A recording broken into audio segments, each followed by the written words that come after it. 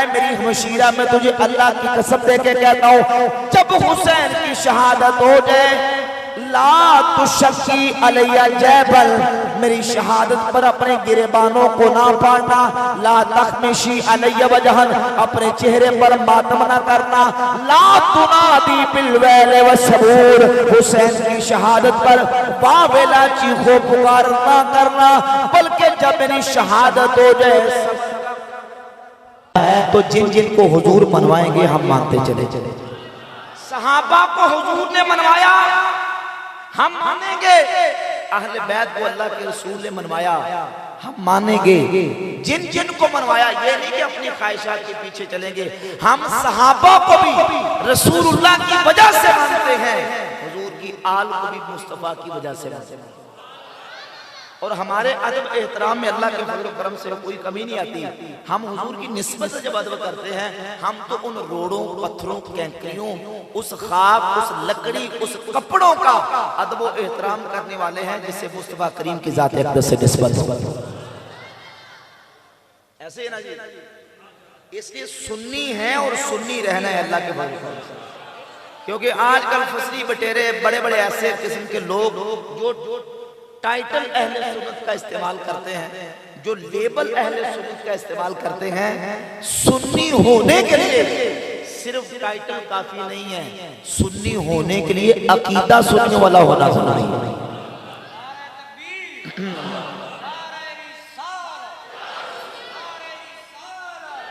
یا رسول اللہ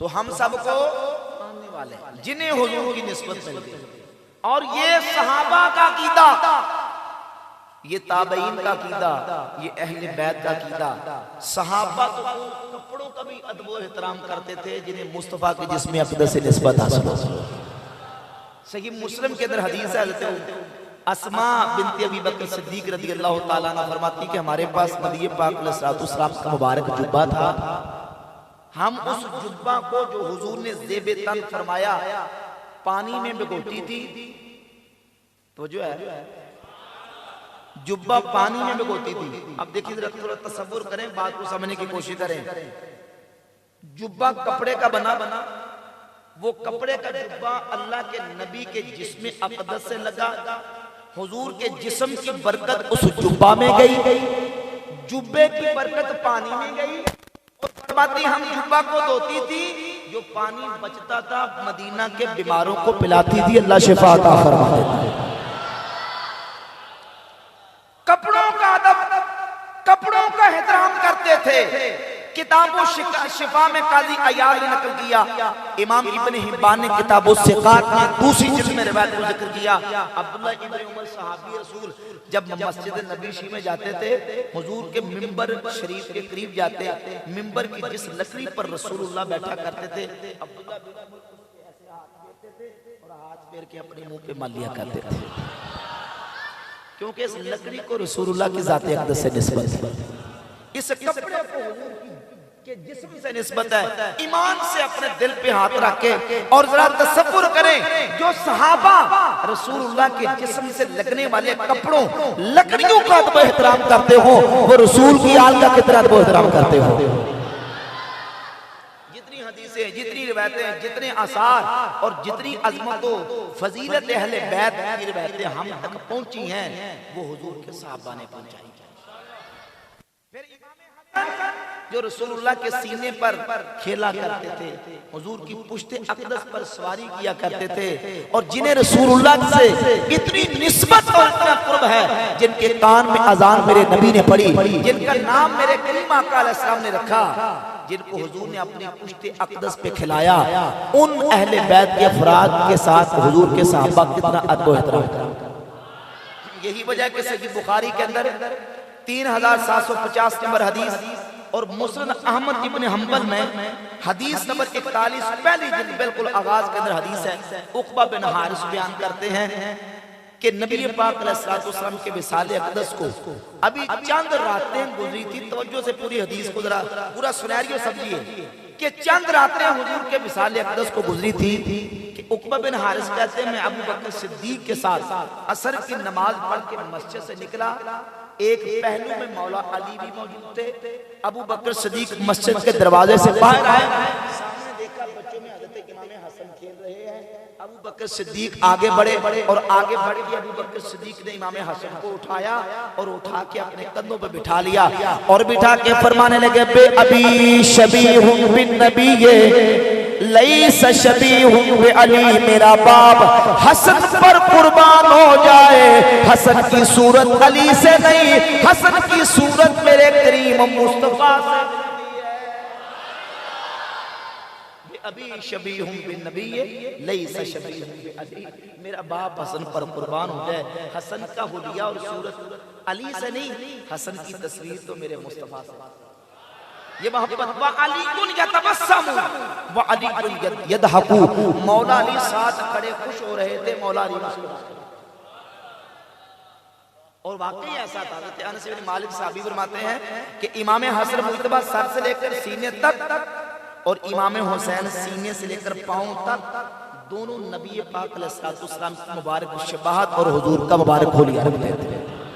یعنی اللہ نے اپنے نبی کی مبارک شباہت کو, مشابہت کو اور مبارک حلیوں کو حضور کے دو شہزادوں میں اس طرح تقسیم کر دیا, آدھا امام حسن کو دے دیا, آدھا امام حسین کو عطا فرمایا.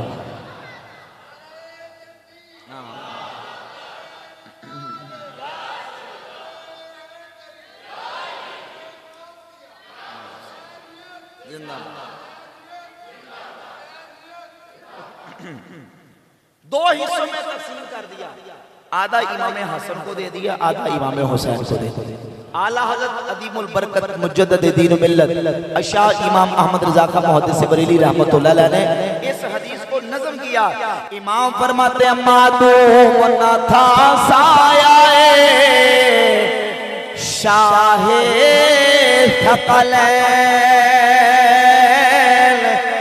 معدوم نہ تھا سایہ شاہ ثقلین, اس نور کی جلوہ داتی ذات حسنین, اور تمثیل نے اس سایہ کے تو حصے کیے, آدھے سے حسن بن آدھے.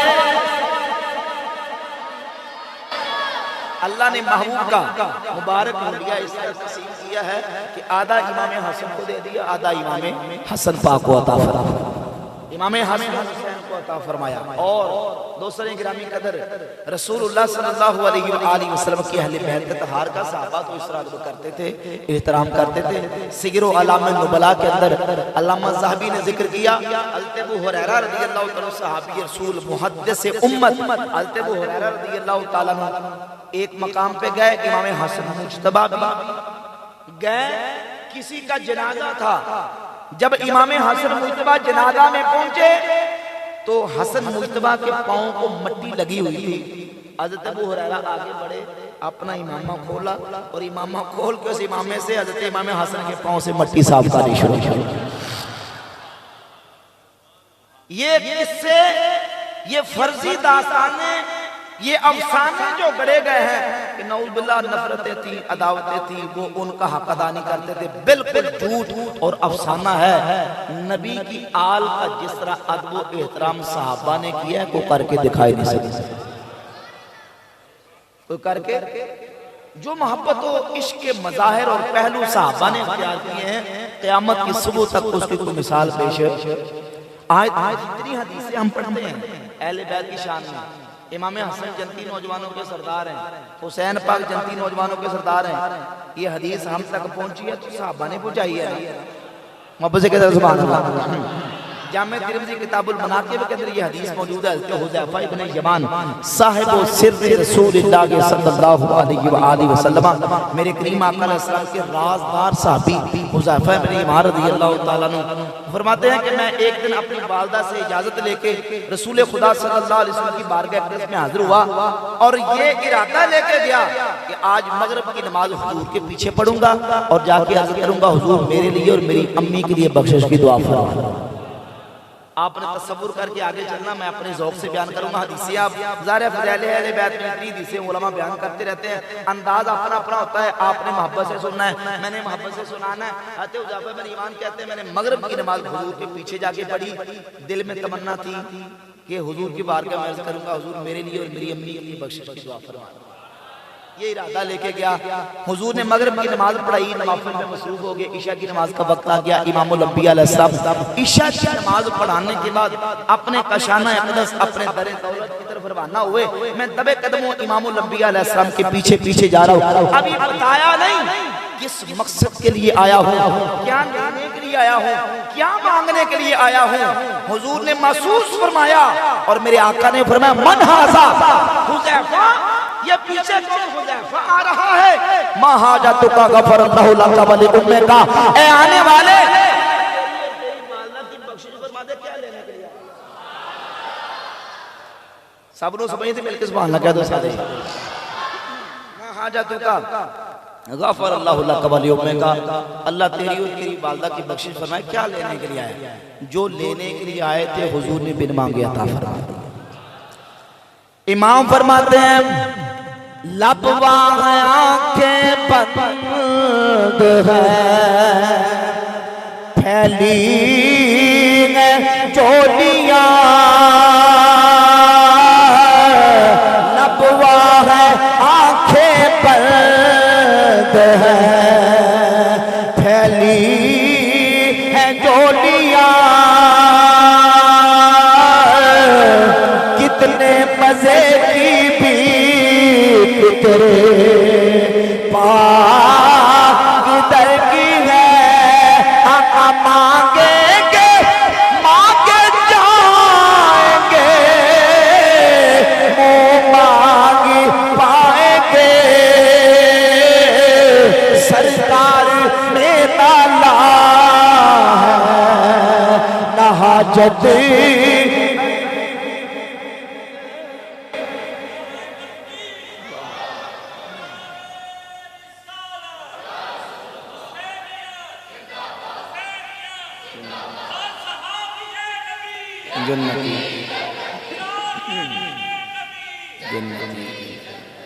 اللہ اکبر.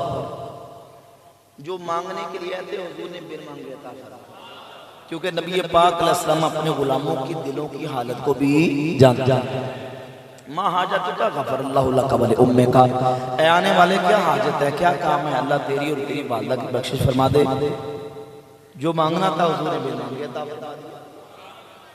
اللہ اکبر. نبی پاک علیہ السلام نے فرمایا ھذا ملک، اے حذیفہ ھذا ملک لم ينزل الارض قط قبل هذه الليلہ. حذیفہ ابھی آسمانوں سے ایک فرشتہ میری بارگاہ میں آیا. لم ينزل الارض قط قبل هذه الليلہ، آج کی رات سے پہلے یہ فرشتہ زمین پر نہیں آیا، آج پہلی مرتبہ آیا. کس مقصد کے لیے آیا، کیا لینے کے لیے آیا. استأذن ربہ ان یصلی علیہ، اس نے رب سے اجازت مانگی، یا اللہ مجھے اجازت دے تیرے محبوب کی بارگاہ میں صلاۃ و سلام عرض کر کے آؤں. ویبشرنی، ساتھ خوشخبری لے کے آیا بِأَنَّ فَاطِمَةَ سَيِّدَةُ نِسَاءِ أَهْلِ الْجَنَّةِ وَأَنَّ الْحَسَنَ وَالْحُسَيْنَ سَيِّدَا شباب اہل الجنہ.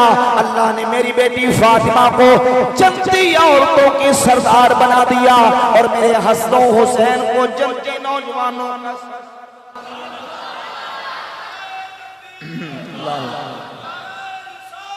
یا رسول. یہ فرشتہ آسمانوں سے خوشخبری لے کے آیا. کس چیز کی خوشخبری؟ کہ سیدہ فاطمہ جنتی عورتوں کی سردار ہیں، امام حسن و حسین جنتی نوجوانوں کے سردار. جنتی نوجوانوں کے صرف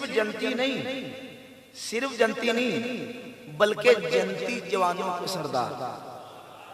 اب یہاں ذرا سمجھئے، جنتی جوانوں کے سردار امام حسن بھی ہیں، امام حسین بھی ہیں، اور جو جنت میں چلا جائے جنتیوں کا سردار بن جائے اس کی شان یہ ہوتی ہے کہ اس کے لیے صبر کیا جاتا ہے اور ثواب کی امید رکھی جاتی ہے. نبی پاک علیہ السلام کی بارگاہ اقدس میں ایک پنکھا چلا زیادہ گرمی ہو رہی ہے. حضور کی بارگاہ میں ایک صحابیہ آئی, صحیح بخاری کے اندر حدیث ہے, معروف حدیث آپ نے سنی, حضرت ام حارثہ رضی اللہ تعالیٰ عنہ عرض کرتی یا رسول اللہ صلی اللہ علیہ وسلم, آپ کو پتا ہے کہ مجھے اپنے بیٹے حارثہ سے بڑی محبت تھی اور وہ جنگ میں شہید ہو گئے. حضور یہ بتائیں کہ میرا بیٹا جنگ میں شہید ہونے کے بعد شہادت کے بعد اسے جنت ملی ہے کہ نہیں؟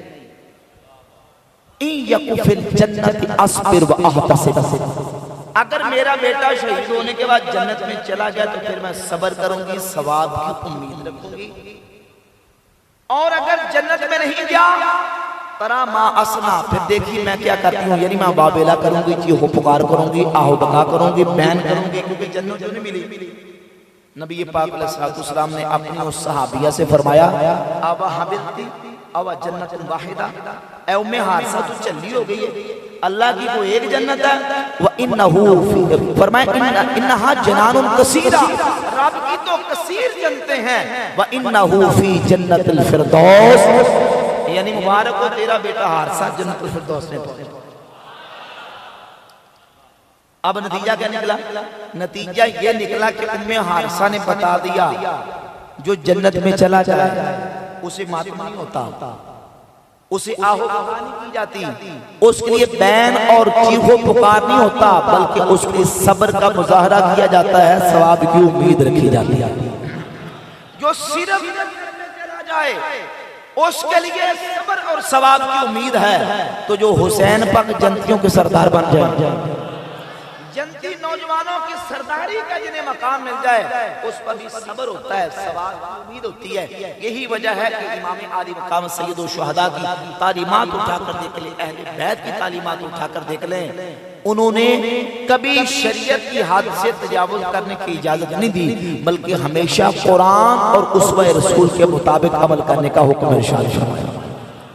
امام عالی مقام سید الشہداء امام حسین رضی اللہ تعالی میدان کربلا کے اندر جب آپ کے جتنے رفقا تھے وہ میدان جہاد میں شہادت کا جام نوش کر گئے, شیعہ عالم مفید اپنی کتاب الارشاد کے صفحہ 337 پہ, ملا باقر مجلسی جلاء العیون کے اندر, علامہ طبرسی شیعہ عالم اپنی کتاب اعلام البراء میں ذکر کرتا, 3 شیعہ کتابوں کے ریفرنس سے یہ حوالہ پیش کرنے لگا ہوں.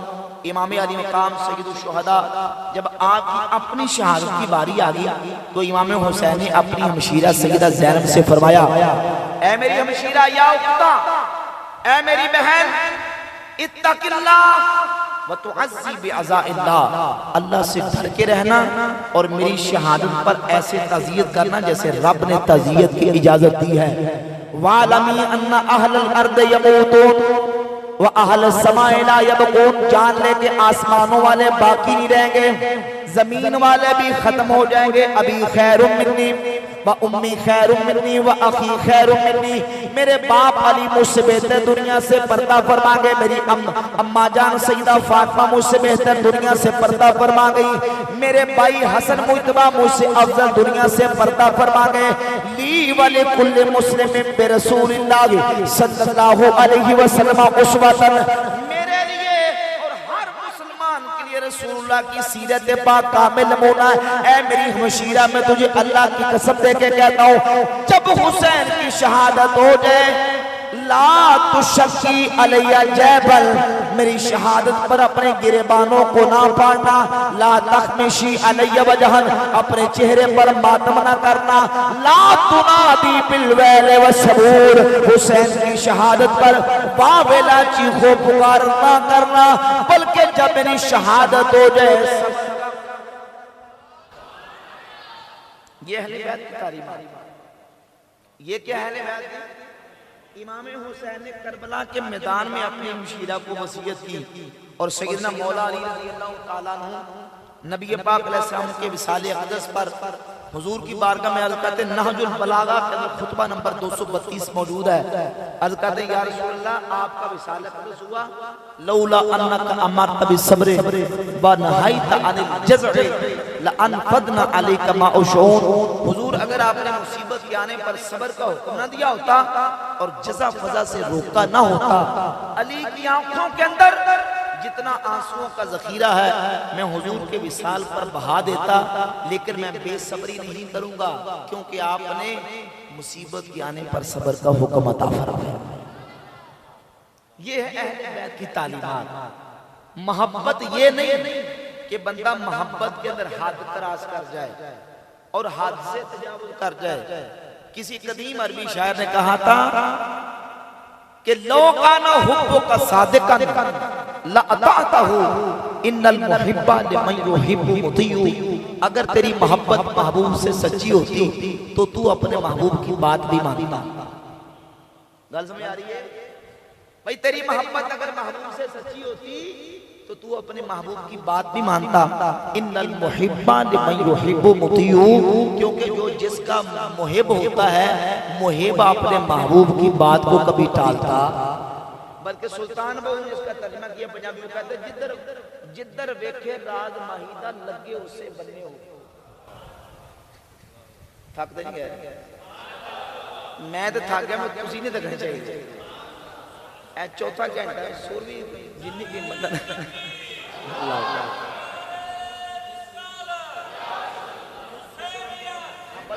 پڑھتا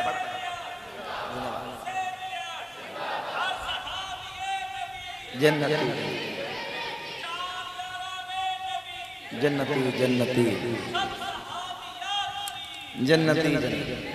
میں صحیح گل دس کہ میں بھی تھکیا ہوں. تسی اگر تھکے نہیں تو پھر تقریر کے چلے گئے، کیونکہ بندے سامعین جاگ دے بیٹھے ہوں اور تازہ بیٹھے ہوں تو تقریر نہ بھی ہوئی تو ہو جاتی ہے. اب میری تقریر میں چوتھا گھنٹہ لگ گیا. کتنا گھنٹہ؟ چوتھا گھنٹہ. 3 گھنٹے پہلے کر چکے ہیں، انہیں چوتھا گھنٹہ جا رہا ہے. ذرا اپنا کو سبحان اللہ. حضرت سلطان فرماتے ہیں عاشق سویو حقیقی جیڑا قتل محبوب دے اے بندے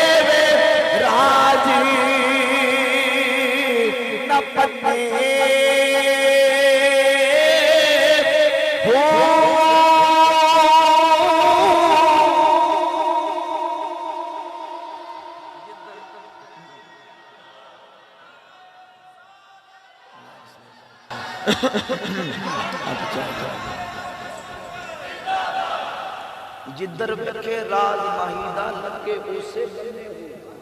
اپنی خواہشات کے بننے نہ لگے، اپنی من مرضی نہ کرے، اپنے دل کو راضی نہ کرے، بلکہ اس طرف لگ جائے جدھر محبوب لگا. سچی محبت کا تقاضا، محبت کاملہ، محبت صادقہ تقاضا کرتی ہے کہ محبوب سے محبت ہو تو محبوب کی بات بھی مانی جائے. الحمدللہ ہم اہل سنت ہیں. ہم قرآن کے مطابق، حضور کی سنت کے مطابق اور اہل بیت کی تعلیمات کے مطابق ہم کہتے ہیں ہم ذکر اہل بیت کریں گے، ذکر صحابہ کریں گے، ذکر امام سید الشہداء امام حسین کریں گے، لیکن رب کا قرآن پڑھ کے نبی کا فرمان پڑھ کے، شمشیر و زنجیر کے ساتھ نہیں، نوحہ خانی ماتم بین کے ساتھ نہیں، کیونکہ یہ عمل یہ کام نہ رب کے قرآن کے تحت اس کی اجازت ہے، نہ حضور کا فرمان اس کی اجازت دیتا ہے، نہ اہل بیت کی تعلیمات اس کی اجازت دیتا ہے۔ بھئی ٹھیک ہے نا؟ کیونکہ بعض لوگ ان کو شاید مغالطہ لگ جاتا ہے کہ شاید ان کو زیادہ محبت ہے کہ جو شمشیر زنجیر یہ کام کرتے ہیں۔ بھئی یہ محبت کی بات نہیں، محبت سچی وہ ہوتی ہے جس میں بندہ محبوب کا مطیع و فرمانبردار ہو کے ہوتا ہے۔ اہل بیت اطہار کی تعلیمات اہل سنت کی کتابوں میں تو موجود ہیں، اہل تشیع کی کتاب میں اٹھا کر دیکھ لیں، یہ روایات یہ اہل بیت کے فرمودات کے الحمدللہ تعالیٰ نے حوالے لگا کے رکھے ہوئے ہیں کہ ہمارا مسلک اللہ کی رحمت سے اللہ کے قرآن، نبی کے فرمان، صحابہ اور اہل بیت اعظام والا مسلک ہے۔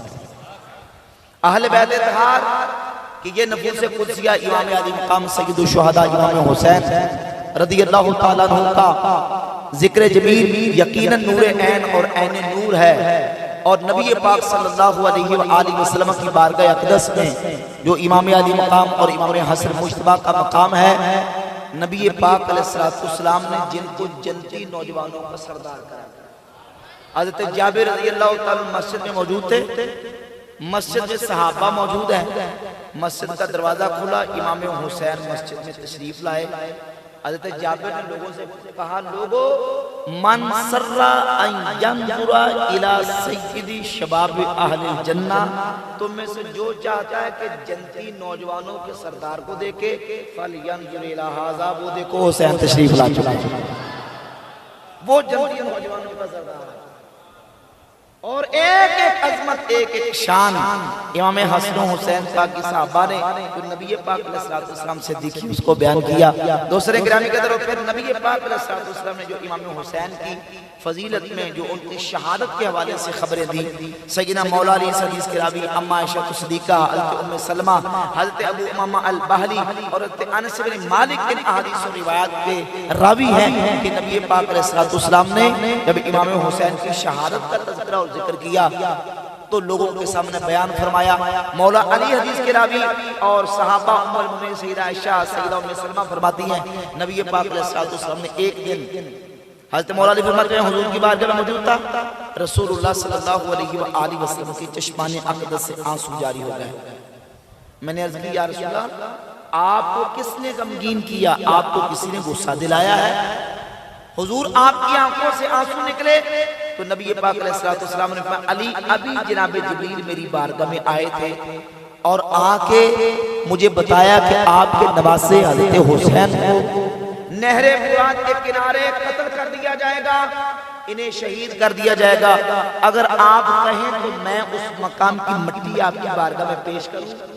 جناب جبریل نے میری بارگاہ میں وہ مٹی پیش کی، میں نے اس مٹی کو سونگا اور میں اپنے اوپر کنٹرول نہ رکھ سکا، علی میری آنکھوں سے آنسو جاری ہو گئے۔ نبی پاک علیہ السلام نے 50 سال پہلے امام حسین کی شہادت کی خبر دی اور رسول اللہ صلی اللہ علیہ وآلہ وسلم امام حسین کی شہادت کا ذکر کر کے غمگین ہوئے۔ اور یہ بات یہاں یاد رکھیں، بعض لوگ یہاں مغالطہ دینے کی کوشش کرتے ہیں، کہتے دیکھیں حدیث میں آ گیا کہ حضور نے غم کیا، اس کا مطلب یہ غم منانا چاہیے، یہ مغالطہ ہے۔ بھئی ایک ہوتا ہے کسی چیز کا غم ہونا اور ایک ہوتا ہے کسی چیز کا غم منانا۔ غم ہونا اور چیز ہے اور غم منانا فرق ہے دونوں کے اندر۔ حضور کو غم ہوا، سرکار کے بیٹے ابراہیم موت ہوئے تو نبی پاک علیہ السلام کی چشمان اقدس سے آنسو جاری ہو گئے اور فرمایا ان العین تدمع والقلب یحزن، آنکھیں اشکبار ہیں، دل مغموم ہے، ولا نقول الا ما يرضى ربنا، ہم وہی بات کریں گے جس پر ہمارا رب راضی ہے۔ وَإِنَّا بِفِرَاقِكَ يَا إِبْرَاهِيمُ لَمَحْزُونُونَ، اے ابراہیم تمہارے فراق پر ہمارا دل غمزدہ ہے۔ لیکن نبی پاک علیہ السلام نے کوئی کلمہ کہنے کی اجازت نہیں دی اور حضور نے اپنی زبان اقدس کی طرف اشارہ فرمایا۔ سرکار دو عالم علیہ السلام نے فرمایا اللہ رب العزت آنکھوں سے نکلے آنسوں کی وجہ سے پکڑ نہیں کرتا، دل غمزدہ ہو جائے پکڑ نہیں کرتا، اللہ بندے کی پکڑ کرتا ہے تو اس لفظ پر، اس کلمے پر جو بندہ مصیبت کے وقت اپنی زبان سے نکالتا ہے۔ یہ تعلیمات ہے رسول اللہ صلی اللہ علیہ وسلم کی۔ تو غم منانا کہ کوئی مصیبت آئے، کوئی پریشانی آئے، اس کو اس طرح منائے کہ بے صبری کرتے ہوئے نوحہ خوانی کرے، ماتم کرے، بہن کرے، چوکو پکار کرے، شریعت اس کی اجازت نہیں دی۔ ہاں کسی مصیبت کا ذکر ہو اور غم زدہ ہو کہ بندے کی آنکھوں سے آنسو نکل جائیں، جیسے امام علی مقام کا تذکرہ ہو، شہادت کا ذکر ہو، اور ذکر اہل بیت اور شہادت امام علی مقام کا ذکر ہوتے ہوئے آنکھوں سے آنسو نکل جانا برا نہیں۔ ہاں بتکلف اس طرح کا کوئی عمل کرنا، جیسے بعض خطیب خود بھی روتے ہیں، عوام کو بھی رلاتے ہیں، اور یہ فرق نہیں ہو رہا ہوتا یہ کوئی شیعہ کا ذاکر بول رہا ہے یا سنیوں کا عالم یا خطیب بول رہا ہے۔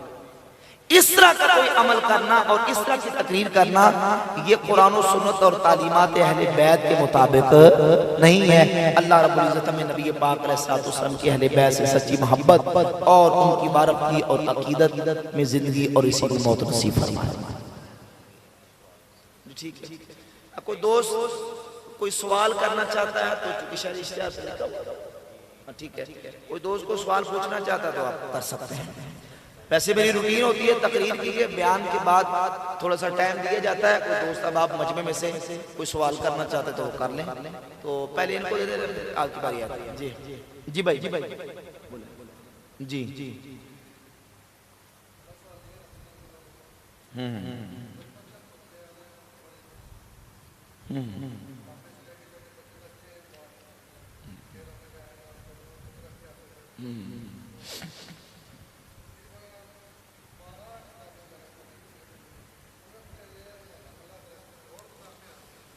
جواب اس کا یہ ہے کہ حدیث میں آتا ہے نبی پاک علیہ السلام نے فرمایا کفا بالمرء کذبن ان یحدث بکل ما سمع۔ انسان کے جھوٹا ہونے کے لیے اتنی بات ہی کافی ہے کہ وہ ہر سنی بات کرتا ہے۔ ہر سنی بات کرنی یہ جائز ہے؟ آپ نے کہا کہ میں نے سنا ہے یا سنتے آ رہے ہیں، آپ اپنی ذمہ داری سے پورے اعتماد کے ساتھ بتائیں آپ نے کسی معتبر مستند عالم سے کبھی یہ بات سنی؟ نہیں، کسی ایک عالم کا نام لے دیں۔ آپ کا نام کیا؟ انجم بھائی، کسی ایک مستند عالم کا نام لیں کہ کسی عالم نے یہ کبھی بیان کیا؟ نہیں بیان کیا۔ اچھا کسی ایک معتبر عالم کی کتاب کا حوالہ دے دیں، کسی نے اپنی کتاب میں اس کا ریفرنس یا حوالہ دیا؟ نہیں۔ اچھا اب میں دوسری آپ کو بات بتاؤں، آپ کہتے ہیں سنتا آ رہا۔ ابھی ایک مسئلہ ڈسکس ہو رہا تھا، الدنیا مزرعۃ الآخرہ، الدنیا مزرعۃ الآخرہ۔ ایک بڑے معروف نام نہاد مذہبی اسکالر علمی کتابی ہیں، اس نے یہ حدیث پڑھی، اس نے کہا حدیث ہے کہ الدنیا مزرعۃ الآخرہ، الدنیا مزرعۃ الآخرہ، دنیا آخرت کی کھیتی ہے، یہ حدیث ہے۔ حالانکہ یہ حدیث نہیں ہے، یہ نبی پاک علیہ السلام کی حدیث ہے، مشہور ہے، لیکن یہ حدیث ہے۔ اس طرح بیسیوں اور چیزیں ہیں جو مشہور ہو جاتی ہیں لیکن ان کی تحقیق یہ ہوتی ہے کہ وہ حدیث نہیں ہوتی۔ اب یہ جو آپ نے کہا کہ سنتے آ رہے ہیں، بھائی سنتے تو یہ بھی آ رہے ہیں کہ دنیا مزرعۃ الآخرہ حدیث ہے، لیکن یہ حدیث ہے۔ اس طرح بیسیوں اور باتیں ہیں کہ جو سنتے آ رہے ہیں لیکن وہ حقیقت اور تحقیق اس کی یہ ہوتی ہے کہ وہ حدیث نہیں ہوتی۔ تو آپ نے کہیں سے سنا ہوگا، ہم نے تو آج تک کسی معتبر عالم سے نہیں سنا، کسی معتبر کتاب کے اندر یہ بات نہیں پڑھی، نہ ہمارے کسی عالم نے یہ حوالہ دیا۔ سنتی سناتی باتیں اس طرح کی ہزاروں بیسیوں ہوتی ہیں، ان کا کوئی اعتبار نہیں ہوتا، کوئی ہے ہی نہیں۔ ایک منٹ، ہے ہی نہیں، تو پھر ہم کیسے کہیں گے کہ یہ ہے روایت؟ آپ نے 20 کا 20 بھی پڑھ لیں، جب یہ حدیث ہے ہی نہیں ہے تو کہاں سے آپ نکال لیں؟ یہ محض ایک پراپوگنڈا ہوتا ہے، لوگ ایسے بلیک میل کرنے کے لیے کوئی چیزیں تھوپ دیتے ہیں ہمارے عقیدے کے اوپر۔ یہ علماء بیان کرتے ہیں، بھائی علماء کب بیان کرتے ہیں؟ میں نفی کر رہا ہوں، میں کہہ رہا ہوں کہ یہ ہے ہی نہیں روایت۔ سمجھ آ رہی ہے؟ اگر فرض کریں علی سبیل التنزل کوئی بندہ بیان کر بھی دیتا ہے تو کیا علماء ضعیف اور جھوٹی قسم کی روایت بیان نہیں کر دیتے؟ غیر معتبر علماء ہوتے ہیں، غیر مستند علماء ہوتے ہیں، بہت صحیح چیزیں، تو اس کا جو ہے نا وہ ہوتا یہ ہے اینڈ کہ کسی محقق ریسرچر عالم سے اس کی تحقیق کروائے کہ آیا کہ یہ بات ہے کہ نہیں ہے، تو نہیں ہے، ختم ہو گئی بات۔ دوسرا سوال صلی اللہ علیہ وسلم۔ جی جی جی جی دیکھو تو وہ تو احادیث صحیحہ موجود ہیں کہ نبی پاک صلی اللہ علیہ وآلہ وسلم کی ذات اقدس کے بارے میں قبر میں سوال کیا جائے گا۔ سنیں سوال یہ ہوگا ما کنت تقول فی حق ھذا الرجل، اس مرد کے بارے میں تو دنیا میں کیا کہا کرتا تھا؟ ما کنت تقول فی حق ھذا الرجل، تو اس کے بارے میں دنیا میں کیا کہا کرتا تھا؟ اب یہ جو ھذا ہے یہ اس میں اشارہ ہے، اور ھذا اس میں اشارہ یعنی اشارہ کسی محسوس مبصر کی طرف کیا جاتا ہے۔ یہ اشارے سے یہ ہمیں دلیل ملتی ہے کہ نبی پاک علیہ السلام کی ذات اقدس کی طرف اشارہ کیا جائے گا۔ اب سوال یہ پیدا ہوتا ہے کہ حضور کی طرف اشارہ کیسے ہو سکتا ہے؟ تو اس کے علماء نے دو جواب دیے۔ ایک جواب تو یہ ہے کہ نبی کریم علیہ السلام کی ذات اقدس کی قبر پر انوار اور اس میت کی قبر کے درمیان جتنے پردے حائل ہیں اللہ ان کو دور کر دے گا، اور وہ قبر والا حضور کی ذات اقدس کو اپنی قبر میں رہ کے دیکھے گا اور حضور کی طرف فرشتے اشارہ کریں گا کہ ان کی بارے میں تو دنیا میں کیا کہا کرتا تھا۔ ایک معنی یہ ہے، اور دوسرا معنی یہ کہ یہ جو اشارہ کیا ہے اس کا یہ بھی مطلب ہو سکتا ہے، اور علماء نے بیان کیا چونکہ حدیث کے اندر لفظ موجود ہے کہ یا نبی پاک علیہ السلام کا جسم مثالی، حضور کی ذات اقدس اپنی قبر پر انوار میں ہے لیکن حضور کا جسم مثالی نبی پاک علیہ السلام کی ذات اقدس اس کو دکھائی جائے گی اور کہا جائے گا کہ ان کی ذات کے بارے میں تو دنیا میں کیا کہا کرتا تھا۔ جیسے ابھی دیکھیں واقعہ کربلا کے حوالے سے سیدنا عبداللہ ابن عباس سے اور حضرت ام سلمہ رضی اللہ تعالی عنہما دونوں سے یہ روایت موجود ہے کہ رسول اللہ صلی اللہ علیہ وآلہ وسلم کی ذات اقدس کو انہوں نے خواب میں دیکھا کہ حضور کو دیکھا کہ آپ کے بال مبارک بکھرے ہوئے ہیں اور نبی پاک علیہ السلام نے اپنے ہاتھ میں خون کی شیشی پکڑی ہوئی ہے۔ عرض کی یا رسول اللہ یہ کیا ہے؟ تو آپ علیہ السلام نے فرمایا کہ شہدت قتل الحسین آنفا، میں ابھی حسین کی قتل گاہ سے ہو کے۔ اب یہ خواب میں نبی پاک علیہ السلام کو جب صحابہ دیکھتے ہیں تو حضور کی صحیح بخاری میں حدیث ہے من رآ فی المنام فقد رآ الحق، جس نے مجھے خواب میں دیکھا اس نے حقیقت مجھے دیکھا ہے۔ فقد رآ الحق، اس نے برحق مجھے دیکھا، یا معنی یہ کہ اس نے حق کو دیکھا۔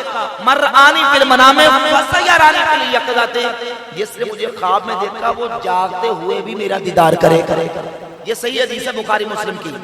اس کے مطابق اب صحابی رسول جب نبی پاک علیہ السلام کو خواب میں دیکھ رہے ہیں تو انہوں نے حضور ہی کو دیکھا، تو حضور کو کیسے دیکھ سکتے ہیں؟ ایک معنی یہ ہے کہ اللہ تعالیٰ نے حضور کا جسم مثالی انہیں دکھایا اور اس جسم مثالی کے ساتھ انہوں نے نبی پاک علیہ السلام کو دیکھا۔ جب صحابی خواب میں حضور کے جسم مثالی کو دیکھے تو یہ ہو سکتا ہے اگر قبر میں میت کو حضور کا جسم مثالی دکھایا جائے تو یہ بھی دیکھا جا سکتا ہے۔ یہ اس کی تشریح اور اس کی وضاحت ہے، اس پر بات کرنا چاہتا ہوں۔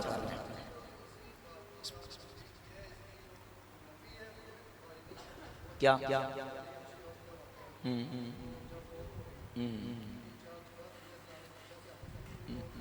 ٹھیک ہے ٹھیک ہے ٹھیک ہے ٹھیک ہے تو اس میں نفی کہاں سے ہوگی؟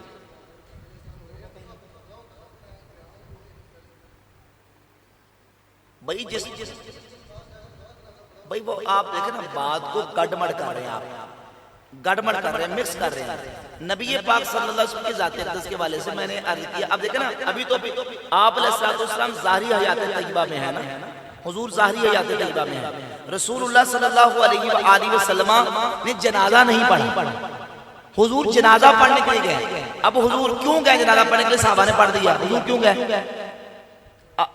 کیوں گئے؟ صحابہ نے تو پڑھ دیا، سرکار کیوں گئے؟ نہیں، اس کی وجہ یہ کہ نبی پاک علیہ السلام اس میت کے ولی اقرب ہیں، نبی ہونے کے اعتبار سے اور امت کا سربراہ ہونے کے اعتبار سے سب سے پہلا حق یہ ہوتا ہے کہ جو ولی اقرب ہے میت کا وہ جنازہ پڑھے۔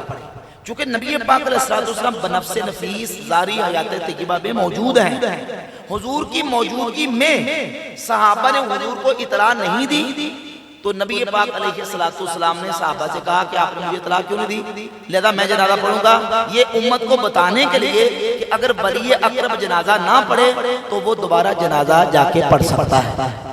تو حضور نے وہاں جنازہ پڑھا۔ ظاہر ہے کہ نبی پاک علیہ السلام نے امت کو تعلیم بھی دینی ہے، امت کو بتانا بھی ہے، سارے جو عمل ہیں اور امت کے لیے جو رہنمائی ہے وہ حضور کے عمل سے بننی ہے، سرکار کی تعلیمات سے بننی ہے۔ تو اس سے نبی بالکل ہرگز ثابت نہیں ہوتی۔ جو حدیث میں موجود ہے کہ حضور علیہ السلام کے بارے میں سوال کیا جاتا ہے ما کنت تقول فی حق ھذا الرجل، اس کی وضاحت میں نے آپ کے سامنے کر دی ہے۔ دونوں جہت اور کو دوست وعلیکم السلام۔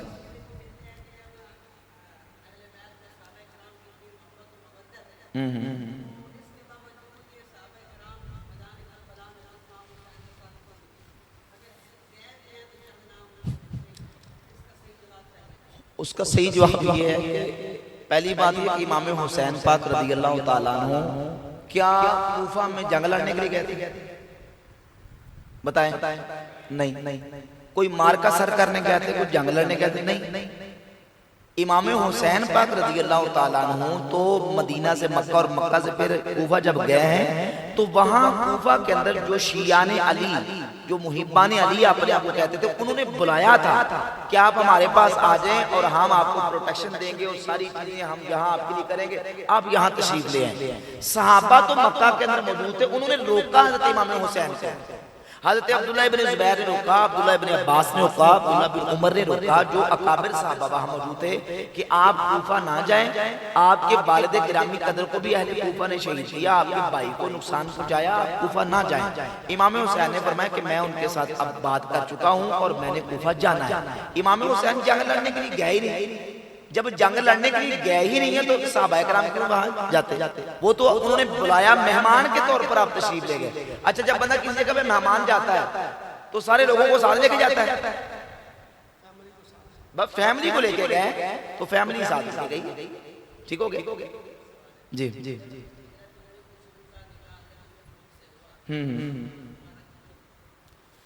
تقریباً 50 سال سے زیادہ تھے، 50 سال سے زیادہ۔ نبی پاک علیہ السلام کا جب حضرت سیدہ عائشہ صدیقہ رضی اللہ تعالی عنہ سے نکاح ہوا تو حضور کی عمر بھی 50 سال سے زیادہ تھی، حضرت عمر کی عمر 50 سال سے زیادہ تقریباً۔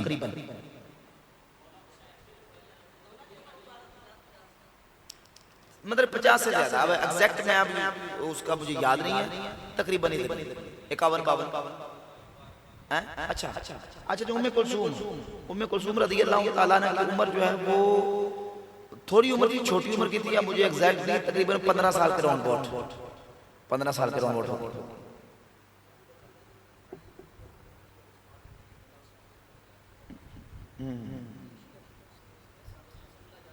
نہیں ہے ثابت، ان کے نام ثابت ہیں۔ ان کا شیخ مفید ہے، اس کی کتاب ہے الاختصاص، الاختصاص میں سارے نام لکھے ہیں۔ ملا باقر مجلسی نے بہار الانوار کے اندر بھی یہ نام ذکر کیا ہے، نام ملتے ہیں، ابو بکر بھی نام ملتا ہے، عمر بھی نام ملتا ہے، عثمان بھی نام ملتا ہے۔ جی وعلیکم السلام۔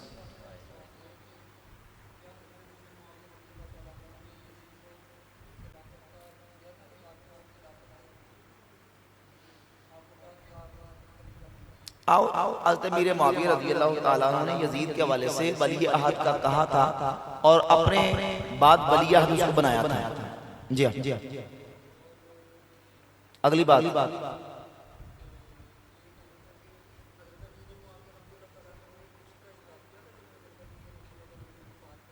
بالکل جھوٹ ہے، بالکل جھوٹ ہے، بلکہ اگر روایات کو آپ دیکھتے ہیں اور تاریخ کو دیکھتے ہیں تو البدایہ و نہایہ میں حافظ ابن کثیر نے نقل کیا ہے کہ جب مولا علی رضی اللہ تعالیٰ عنہ کی شہادت ہوئی تو حضرت امیر معاویہ رضی اللہ تعالیٰ عنہ اس پر بڑے افسردہ ہوئے. تو آپ کی بیوی نے کہا کہ آپ نے ان کے ساتھ جنگ بھی کی ہے اور آپ اس وقت ان کی وفات پر رو رہے ہیں. تو حضرت معاویہ نے فرمایا کہ وہی حقیم افسوس ہے تجھ پر, تو نہیں جانتی قد فقد الناس من الفقہ والعلم کہ لوگ اس وقت فقہ اور علم اور کتنا جو ہے وہ دین کا سرمایہ کھو بیٹھے ہیں. تو میں علی کی شہادت پر غمزدہ کیوں نہ ہوں. یہ روایتیں میں ملتی ہیں. خوشی کا اظہار کرنا یہ بالکل جھوٹی روایت ہے, کوئی ایسی سچی روایت نہیں. ٹھیک ہے ٹھیک ہے.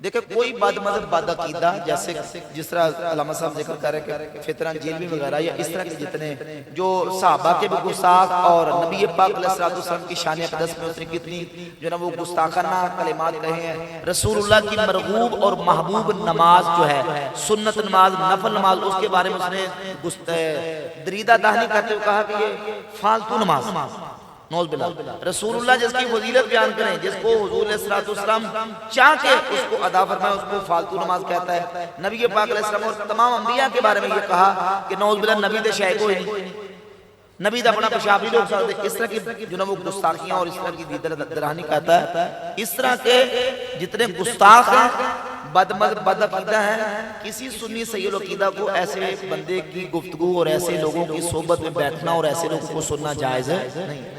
بعض ہمارے نوجوان ہوتے ہیں ان کو یہ ظلم ہوتا ہے کہ دیکھیں سنے صاحب کی مرضی اپنی کریں, سنے صاحب کی مرضی اپنی بات میں نہیں ہوتی بھائی. جب آپ جس کی بات سنیں گے اسی کا رنگ چڑھے گا. حتیٰ کہ ایک عبرت کریے آپ کے سامنے سنن ابی داؤد کی صحیح حدیث میں بیان کر دوں.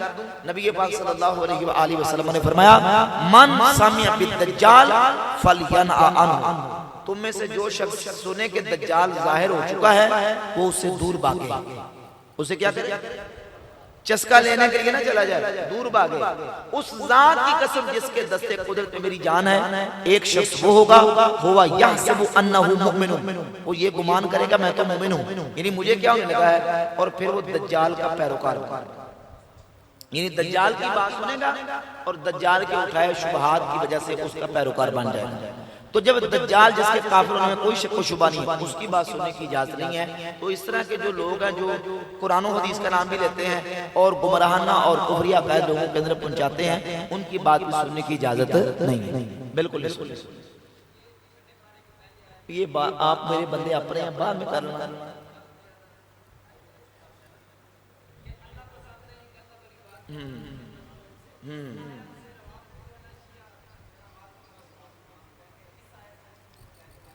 کہاں ثبوت ملتا ہے؟ جب صریح واضح طور پہ قرآن مجید نے جو ہے نا وہ مصیبت کے آنے پر صبر کا حکم دیا کہ نہیں دیا؟ صبر کا حکم.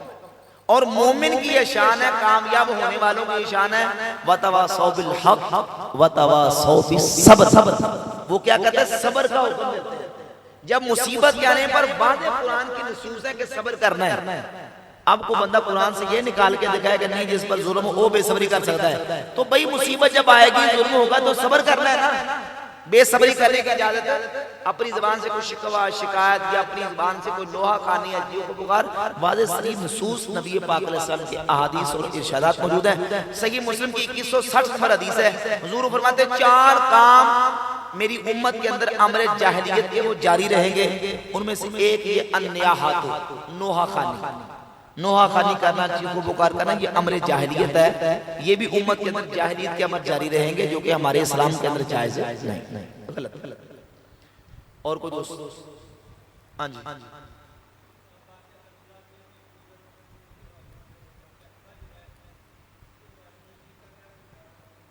یزید کا کردار ہے نا کہ ظاہر ہے کہ واقعہ حرہ کے حوالے سے یزید جو نا وہ مجرم ہے, اس کے دور حکومت میں سارا کچھ ہوا. واقعہ حرہ بھی اور مدینہ کی جو عظمت پامال کی گئی وہ بھی یزید کے دور حکومت میں ہوئی ہے, اور جو خانہ کعبہ کے ساتھ جو ظلم و زیادتی ہوئی وہ بھی یزید کے دور حکومت میں ہوئی. اور امام علی مقام سید الشہداء رضی اللہ تعالیٰ کی شہادت بھی اس کے دور حکومت میں ہوئی ہے. تو ظاہر ہے کہ اس اعتبار سے وہ ظالم و جابر فاسق و فاجر ہے, اور اہل سنت و جماعت کا یہی نظریہ اور عقیدہ ہے یزید کے حوالے سے. کیا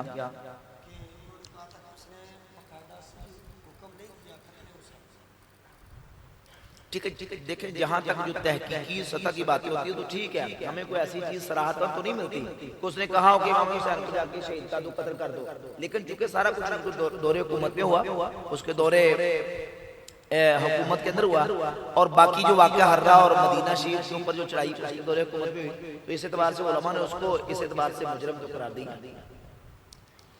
ٹھیک ہے جی، وآخر دعوانا الحمدللہ رب العالمین.